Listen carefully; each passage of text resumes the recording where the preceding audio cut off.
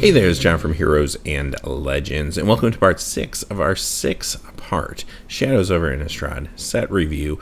We finally made it to the final part, got through all the colors over the course of the last 5 days. Today we're going to be looking at all the gold cards, all the artifacts, and all of the lands. That will wrap up our set review, but tomorrow we will be back with a pre-release primer. We'll talk a little bit about the archetypes you can expect to look for in your sealed pool, as well as what to expect from a pre-release, especially if you've never gone before. So having said that, we got a lot of cards to look at. Let's jump in. We'll start off with Altered Ego. This is basically a clone, but it has some upsides to it. Now, it can't be countered. Because of that, though, instead of paying a blue and 3, you're paying basically a blue, green, and 2. Then on top of that, you also have the ability to dump some more mana into it with the X, which could potentially make it bigger with +1/+1 counters. I like when they kind of twist the concept that we're pretty familiar with, like a clone, but this is probably a little too pricey for really what it's doing in standard. It's going to be a good limited card for you, though. You're going to be able to copy the best thing on the board, basically, which could be quite good for you there. And this will be fine in other formats that are a little looser and have more mana available. For example, Commander. This can also be a decent cube card. Anguished Unmaking. Now, I think this is going to be one of the big cards of the set. Basically, this is the fixed Vindicate, and where it differs is a couple things. First, it exiles the permanent as opposed to destroying it, so that's pretty cool. But it is non-land permanent, where Vindicate was any permanent. It doesn't surprise anyone, though, I don't think, because we know Wizards isn't in the business of doing 3-mana land destruction anymore, right? And that's probably a good thing. The other big difference is you lose 3 life this time around when you play it. Now, having said that, there are little ways to get incidental life gain in both black and white, so I think that if you balance your deck with those type of cards, then you're going to have no issue with the life loss here. And this is just a very powerful effect at instant speed. So this will see standard play for sure. I think this will see modern play. And yeah, this is going to be great in limited. Obviously, it'll be fantastic for you as removal there. And yeah, it will be in Commander. This is a great cube card. This will see play across a lot of different formats. And because of that, I'd probably try to pick up some foils of this one. I think this will see extensive play. Arlen Cords, this is our first Planeswalker of the day. Now, if you played with Huntmaster of the Fell back in Dark Ascension, she has a very similar feel to that card when you play her. Now, she has actually a lot more options even than Huntmaster had, which makes this a very good card, I think. This card is better with creatures. They don't necessarily have to be werewolves, but if you have a lot of creatures, this gets better. However, even if you don't have a lot of creatures, if you just have a couple, or Arlen also provides creatures, it's still good on its own. So having said that, this will see standard play. I like the fact it only costs 4. The loyalty feels maybe a tad low for me. I would have liked to see maybe 4 loyalty, and perhaps the ultimate could cost 7 instead or something like that, but still very good. She can protect herself in a couple different ways. She can make a 2/2 wolf, or she can do direct damage to something. So there's just a lot going on here, and any card that's going to give you a lot of options is going to be powerful. So I think this will see play. Perhaps if somebody can kind of get the landfall deck really moving, it could fit in there, or it could be an entirely new sort of Gruul beatdown deck too. So I guess that remains to be seen, but also don't think I have to say this, but if you get this in limited, it's going to be a bomb. You'll be quite happy with it. And again, this is another card that will definitely see play in Commander, and will be a very good cube card, especially if there's a wolf or any sort of aggressive creature strategy going on in the Gruul colors. Fevered Visions. So this card to me feels a little niche, and could this see standard play? And we'll cut to the chase on this one. Only if the Sphinx's Tutelage deck actually becomes a thing in standard. If that's the case, this is a fine way to continue to help mill your opponent down, but also give you extra card draws, which of course combos well with Sphinx's Tutelage, so on and so forth. If that is a thing, then this card will definitely be a part of it until that card rotates out of standard. If that doesn't quite make it there in the meta, then unfortunately I can't really think of another good use for this card. It's just a little too reciprocal, and even though there's a chance you might do a little damage to your opponent, let's face it, it just doesn't matter. You're both just drawing extra cards, and it doesn't necessarily mean you're going to get advantage out of it as opposed to your opponent. So, it is what it is. But yeah, if that deck is a thing, it might see a little standard play. Invocation of Saint Traft. So here's the thing with this card. I like the nod to Geist of Saint Traft. I think that's kind of cool. The thing this card's missing for me, though, is the fact that it doesn't give hexproof. I mean, Geist had hexproof. That was part of the reason it was good. This, even though only costs 3, real easy to get 2 for 1 if you don't have a way to protect your creature, so that makes me feel like I really don't want to play this most of the time. Now, this is playable, though, if I have maybe a few creatures that either are hexproof and or indestructible in my limited deck, then I might feel a little better about playing this, just because in limited I think I might be able to get away with it, but I really don't want to get 2 for 1 with this card, so I think that's the biggest issue with it. Here's Nahari the Harbinger, and this is our second Planeswalker of the day. Now, she has 4 loyalty, and her plus ability is actually +2, which is pretty cool because you can play her, she goes up to 6, next turn she goes up to 8, following turn you could even ultimate her if you want to. That's actually pretty cool. She can defend herself, maybe not as efficiently as some, but she can deal with tapped creatures as well as tapped artifacts or an enchantment, so that's actually pretty versatile. The only thing with this is you do have to be careful, though, because the creature does have to tap, which means they're probably already coming in for damage at some point. So you do have to think about that when it comes to defending her. But if you time it right, you might be able to put this down when the creature's already tapped and kind of deal with it early. Now her +2 ability, it's not looting, but rummaging is also very good. Not quite as good as looting, but still good. And if you're in the Boros colors, I think you'll be more than happy to do that.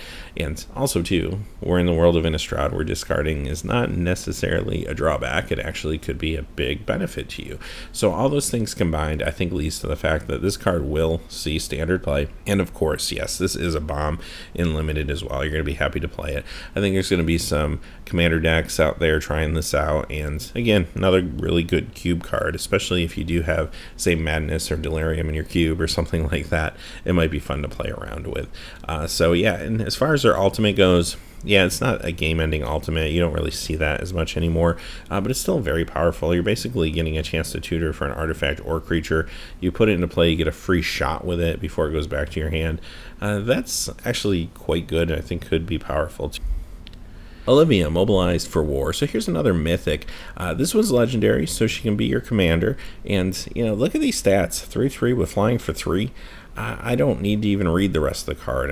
I'm already on board. I'm ready to play this thing. So on top of that, it does other great things. Obviously, it helps with Delirium, helps with Madness. Potentially, it makes other things vampires for any sort of tribal synergy. It gives things haste, probably most importantly, and also +1/+1 counters. It's just an aggressive beater that's trying to make your other cards aggressive beaters. This is going to see standard play. I think there will be a black-red aggressive deck. This will definitely be part of it. Even again, if it's just simply attacking in for value, this is going to be amazing for you in limited. You'll be very happy to play it. Great card for commander, either as a commander. This is a good tiny leaders card for those of you who play that format. Yeah, this card is going to see tons of play in a lot of places. Prized Amalgam. I actually really like this card in this format. There's just so many of those creatures that can be cast from the graveyard, and there's a fair amount of them, and this just interacts so well with those cards. You play this, first of all, it's value, 3 for 3/3. I'm happy with it, and it's a zombie, so there's zombie synergies. But when this thing does end up in my graveyard, no matter how it ends up there, when I'm able to, and if I'm able to play one of those creatures that can return from the graveyard, then this just gets to come back with it. It just makes it so difficult to deal with that strategy. You really need to have some way to deal with whatever is in your opponent's graveyard, or you need an exile effect, something like that. If you don't have that, this is eventually just going to wear you down. So yeah, this is going to be really good in limited, and I think this could see some standard play if there's a reanimation deck out there, just for some extra value. Now, there's only one true reanimation card in this set. However, there is Necromantic Summons from Magic Origins, which we talked about in a previous video, which is actually very good, and I could see potentially being a engine for a reanimation deck. So keep an eye on that, but I think this card could be very good. Sigarda, Heron's Grace. So here's another mythic. Now she's very similar to the previous version of Sigarda, but this time you and humans you control get hexproof, and she's also able to give you some tokens if you're willing to exile some cards from your graveyard. So she's good. I mean, she's got decent stats, 4/5 flyer for 5.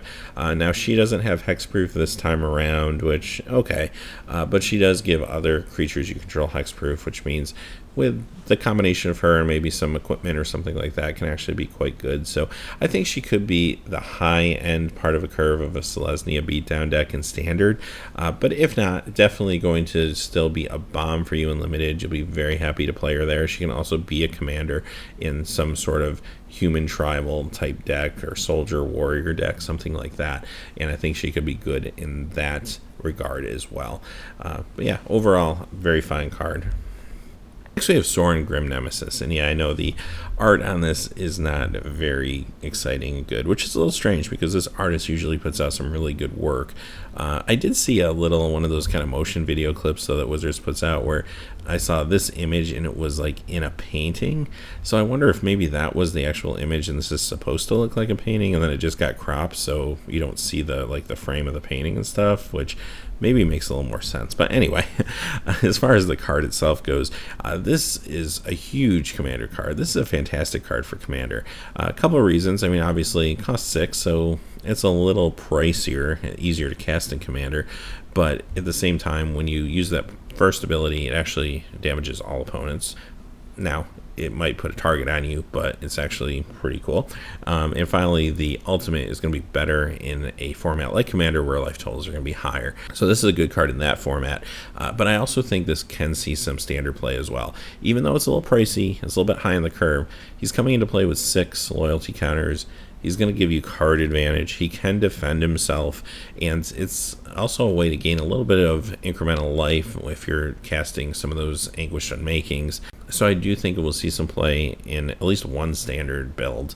And as far as limited goes, I don't think I have to tell you, yeah, it's a limited bomb. You'll be happy to play this. The Gitrog monster, another mythic. Now, this one, I think a lot of people are already excited about trying to build around. And, I mean, just start off, look at the stats, its value. A 6/6 Death Toucher for 5. That alone is pretty good in a lot of ways. And then you get all these other abilities on top of it that really kind of play around with lands. So this card could see a few different homes. In Standard, I think there will be a Golgari deck out there. I might just play this for value. If you can splash some black into the Landfall deck, this could potentially make the Landfall deck better. I think that's another brew a lot of players are starting to look at already. Once you move on to Commander, for example, then this card becomes pretty good too because, yes, it can be a Commander, it's legendary, but also there's a lot of great things you can combo with this. I mean, the obvious one probably is like Crucible of Worlds, but there's a lot of things that can combo with its land abilities, which is pretty cool too. And yeah, this is a fantastic card in your cubes if you want to throw some of those combos in there. And yeah, it is a limited bomb. Very happy to play this in limited. All right, let's move on to artifacts. So first we get Brain in a Jar. Now this one's interesting because this is one of the first cards that was spoiled, and when I first saw it, I was kind of like, what is going on here? And here's my thing with this card. First off, it kind of has that feel of Ether Vial, but it really isn't a instant and sorcery Ether Vial because first off, when you add a counter to it, that is your basically one and only opportunity to play an instant sorcery for that converted mana cost. Then the next time you have to add a counter. It's not like Ether Vial that can kind of sit on the same amount of counters forever. Also, you're casting it. Even though you're casting it for free, you're still casting it. It's not just going into play. So you're in a situation now where it can be countered, where Ether Vial, the creatures you put out, couldn't be countered. So it's just not quite as good in those regards. Here's the thing, though, that's interesting to me, and we saw this a little bit the other day when we looked at the red cards. This feels like it's trying to be part of a Sorcery Instance Matters sort of theme, and it feels like that's a really small sub-theme in this set, which leads me to believe maybe the next block we'll be seeing a block that has an Instant Sorcery Matters theme. Maybe. a Storm-esque type ability may be part of that, and then maybe this card becomes better. So if that's the case, watch out for this one in the future. It could see some play, but for right now, I don't really think it has a home. It's not really doing much for you in Limited because you're not running a lot of instants and sorceries, even though that second ability might actually be applicable. I don't know if you want to really spend the mana to do that when you could be doing other things. So right now, I just feel like it doesn't have a home, but watch for it in the future. Corrupted Graphstone. Here's another one that was spoiled relatively early on, and we weren't sure just how easy it would be to get cards in the graveyard. Now we know it seems pretty easy. So having said that, this is going to be very good. This is a great mana rock for you. So it reminds me a little bit of Spirit of the Suns. It's a similar type card, even though the abilities are a little different. Now Spirit of the Suns was an uncommon, and I think we all got to get used to now mana rocks being at the rare level, but okay, that's the world we live in. I mean, there probably are good enough to be rare, honestly. I think we're just used to seeing this type of thing at uncommon. But having said that, yeah, you're going to play this in Limited and be happy. It's going to help you ramp out a little bit. This will see standard play. I don't really think it necessarily will see play beyond standard just because there's other options out there that might be a little smoother. But yeah, it's going to be fine in standard for you, especially if you are just trying to ramp a little bit. Epitaph Golem. Here's what I like about this card. First off, I like artifact creatures in general in this set because when they do go to the graveyard, you're halfway to Delirium. So that's something you don't want to necessarily forget about. Secondly, though, what I like about this card is it does deal with some of the threats in your opponent's graveyard. Yeah, the most obvious one is it can break up Delirium, but I think more importantly, it deals with those creatures that can keep being cast or keep reoccurring from the graveyard. Those are going to be really annoying, and unless you have something like this or an exile effect, you're not going to be able to get rid of them. It just becomes this endless cycle that is going to whittle down your resources. This card helps you deal with that. Now, it's a little pricey at 5, but I think when you're up against something like that, you might be quite happy to have it. Now, maybe it's a sideboard card and Limited. You just bring it in when you have to deal with something like that. But I wouldn't say it's not main deckable either, and you still get a nice little blocker, 3/5 body for 5. That's not the worst thing in the world either. As far as standard goes, if some of these reoccurring creatures start to be strong in the metagame, this could become a sideboard card there too. Explosive Apparatus. So this is an easy way to get an artifact in your graveyard. I mean, we've seen this effect before. Usually it's 2 to cast, 2 to activate. This time it's 1 and 3. That's fine. I think this might be even a little better in some ways in the set because there are a lot of small creatures that are doing some good things. So you might be able to deal with the threat. But overall, this isn't super exciting. Probably isn't always going to make your cut in Limited, but you can board it in when you need it. Harvest Hand. This is okay. It costs 3 for a 2/2, and I realize that's because you kind of want this to die. Now, again, the best thing this creature has going for it is the fact that if it does end up in your graveyard, it is an artifact and a creature. Now, what's a little awkward, though, is when it dies, instead of going to your graveyard, it transforms into equipment, which is okay, I guess, as long as you have a lot of humans. But quite honestly, I'm probably not playing this card unless I feel like I'm going to try to discard it to help me get to Delirium, or I have a ton of humans and I'm really just all in on that concept. So it's a little bit niche. Not to say it's unplayable. I mean, it's going to be okay in certain situations, Limited, but it's not always going to make your cut. Haunted Cloak. This is relatively cheap. I mean, it costs 3 to cast, but only 1 to equip. If I have some big creatures in my deck in Limited, then yeah, I don't mind running one of these. Magnifying Glass. This one, unless I'm really desperate for a tad bit of ramp, I'm probably not really using this one. It costs 3. Granted, I can tap it now for colorless mana, but that second effect, 4 to get a clue token, just seems very, very expensive. So I don't know. Most of the time I'm probably not running this. Murderous Axe. This, I like the card itself, but the casting cost just seems a little high for me. I mean, +2/+2 is good, and I love the fact that it's a discard outlet, but I don't know if I want to pay 4 for this. If I'm desperate for a discard outlet, I probably will, but other than that, I'm probably not running it. Neglected Heirloom, which transforms into Ashmouth Blade. Now, this is one, as long as I have a fair amount of transform creatures, I'm more than happy to play this in Limited. I'm going to pay 1 and then 1 to equip, and once I can transform the equipped creature, +3/+3 and first strike, Yeah, that's pretty awesome. I think this can see some standard play. This combos very well with Insidious Mist, and I could see that being a thing in standard, quite honestly. I think that could be very powerful. That could even maybe be a thing in modern if someone can kind of work it out. But I just think that alone makes this playable and constructed. Still, also another card that's going to be good in cubes if you have a transform mechanic. Yeah, this will see a good amount of play. Runaway Carriage. All right, this card I actually like for the ability that it's a pretty easy way to get an artifact and a creature in your graveyard. Maybe get a few points of damage across too. Only costs 4. It's a big body, but ultimately you're just trying to tack in with this one time, get it in your graveyard. Hopefully at that point you have Delirium. So if you're into a Delirium type style build in Limited, this will do some work for you. If you're not, then you're probably going to skip it. Shard of Broken Glass. So here's another card that's really trying to help you populate your graveyard. If you're playing Limited and you want to populate your graveyard, you'll probably run this. If you're not in that business, you're probably not going to run it. Skeleton Key. I actually kind of like this. It's cheap. It only costs 1, 2 to equip. Gives a creature Skulk, and then it also kind of loots every time you can do combat damage. It's not always going to work out to your benefit, but I think it's cheap enough to gamble on this. Put a 1-of in your Limited deck. When it's good, I think this will be really good. Looting can be very powerful. Slayer's Plates. This one's alright. I mean, it's a rare, so you're not going to see more than one, but I would probably be okay running a 1-of in a lot of my builds in Limited. +4, +2 is quite good, especially if I have a couple of creatures maybe with Trample. And if I put it on a human and it happens to die, then I get a token out of it too. So there's a little more bonus there. It's fine. It's not always going to make your cut in Limited, but it's definitely playable. Cameo's Journal. This combos really well with the Briar Bridge Patrol that we looked at yesterday. If you happen to get both of those in your limited pool, then yeah, I'd say go for it. You might not always be able to pull off that combo, but if you can, it's pretty cool.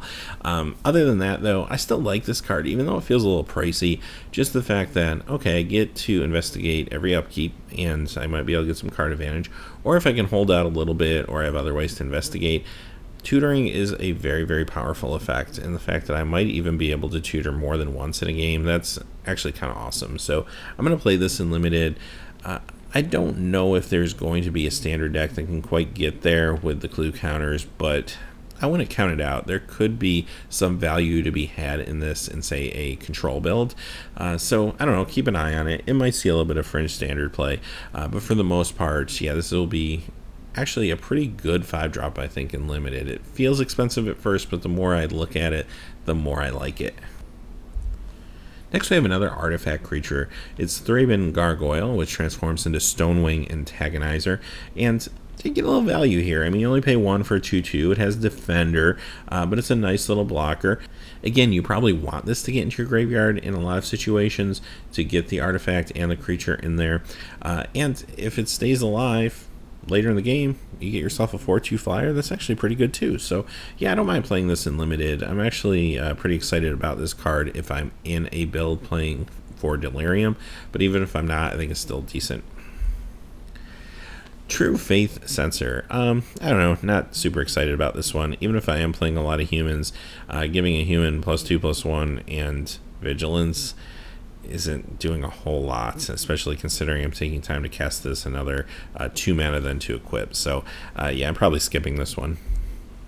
Wicker Witch, again, another kind of fragile artifact creature that you probably will do more for you in the graveyard than on the battlefield, but paying 3 for a 3/1 is okay. If you need a 3-drop, it's a decent 3-drop. Again, more importantly, if you're in the business of getting Delirium, this will be a lot better in your deck. Wildfield Scarecrow, another card that kind of fits the role of the last one. This one, though, I like because you can kind of control when you sacrifice it. So you pay 3 for a 1/4 Defender, which is pretty good if you have a slow control style deck anyway. And then if you are playing the Delirium deck, then you can go ahead and sacrifice this thing. Get a couple basic land cards, maybe do some color fixing at the same time, but more importantly, have the artifact and creature in your graveyard. Now, having said all of that, this card actually has a lot of different roles and it actually fits into a lot of different Limited decks. So because of that, it will see a fair amount of play. Now, if it happens to not fit into your deck, then maybe it doesn't make the cut. But for the most part, I like color fixing. I like being able to get Delirium faster. I like sometimes a 1/4 blocker to help slow things down and deal with aggressive builds. So it's just doing a lot of different stuff for limited. All right, let's move on to lands. And the first one we're looking at here is Choked Estuary, but we're actually going to look at a whole cycle of 5 allied color dual lands.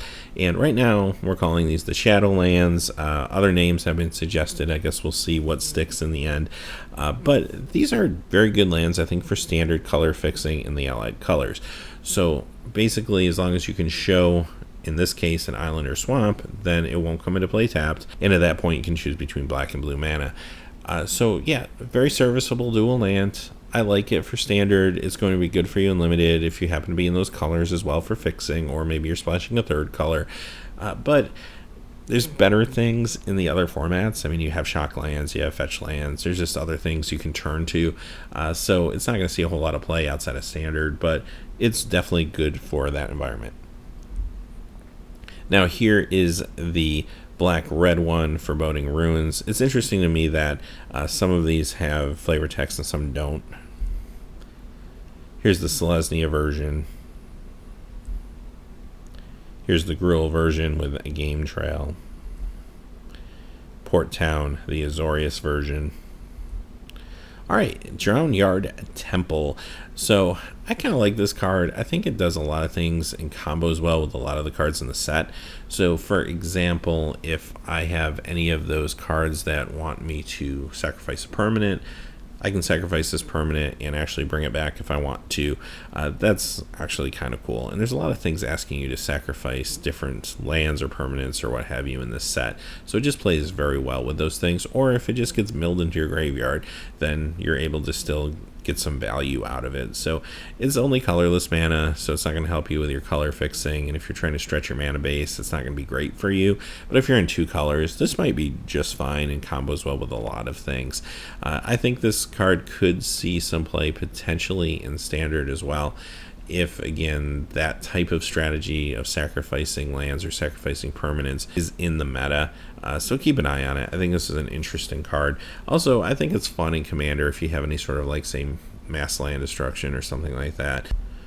Forsaken Sanctuary. So this is the first one of a 5-card enemy colored dual land cycle. Now this is the enemy version of the cycle that we saw in Oath of the Gatewatch. Now the thing with this cycle is it's not very popular among players, basically because this is really designed for limited and only for limited, and we've seen more powerful things in the past, even in limited environments. So this time it comes into play tapped, and then once it untaps, of course, you can tap it for one of the 2 color manas, in this case, white or black. Now, the sad part of this cycle for me really is the art is beautiful. They use some amazing art, and they did in Oath of the Gatewatch too. And unfortunately, you're going to play this maybe in your limited deck if you need these colors, and then you're going to probably never touch these things again, which is too bad that they have just such great art on them. So here's the first one, Foul Orchard. That's the Golgari one. Izzet's Highland Lake. Boros gets Stone Quarry. Simic gets Woodland Stream.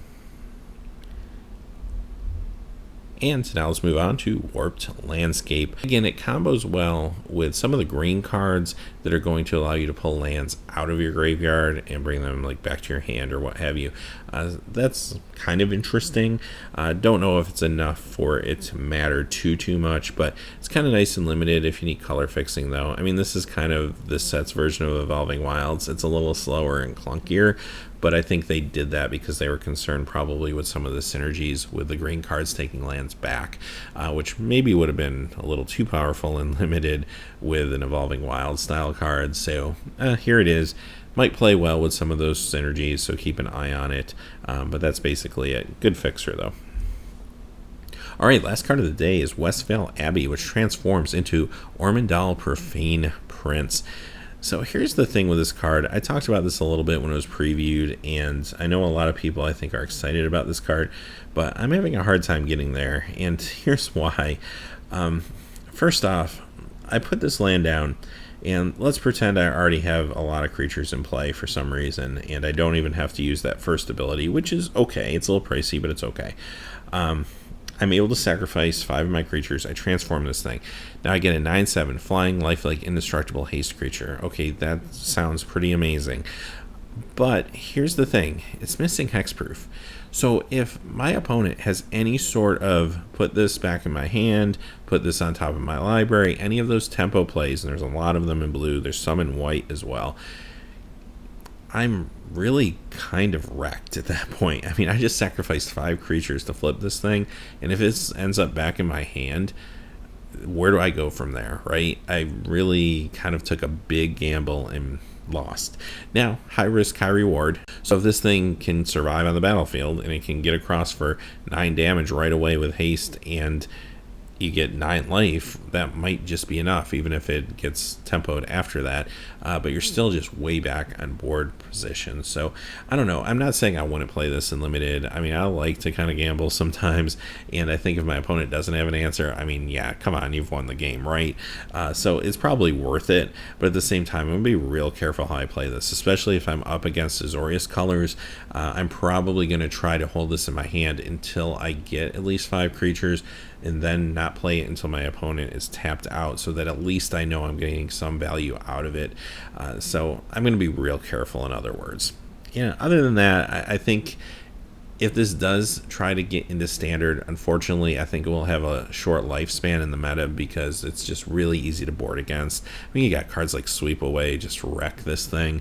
So, yeah, I just don't see it getting there, or at least staying there if it gets there. That's kind of it. So it's still a good limited card, don't get me wrong. I just think sometimes it's not going to work out the way you really want it to. So having said that, guess what? That's Shadows Over Innistrad. We made it through the entire set. Now, if you missed any episodes, we do have a playlist on the channel. Definitely check those out. Now, tomorrow we will be back with a pre-release primer video. And this week coming up, we have a lot of good stuff. We're going to have another Market Watch video, look at how the market's being impacted by Shadows Over Innistrad, and also see what's going on with the reserve list cards, which have been out of control. On top of that, we're also going to do our 2,000 subscriber celebration. I have maybe some odd pack openings that I'll be able to dig out. And as always, thanks for watching. Please remember to like and subscribe, and have a great day. Hey, thanks as always for watching. This video, like all my videos, was made possible by the generous support of viewers like you on Patreon. Even a donation of $1 helps me to keep growing this community and creating better quality videos for all of you. Check out our Patreon page for exclusive giveaways and future goals for the channel.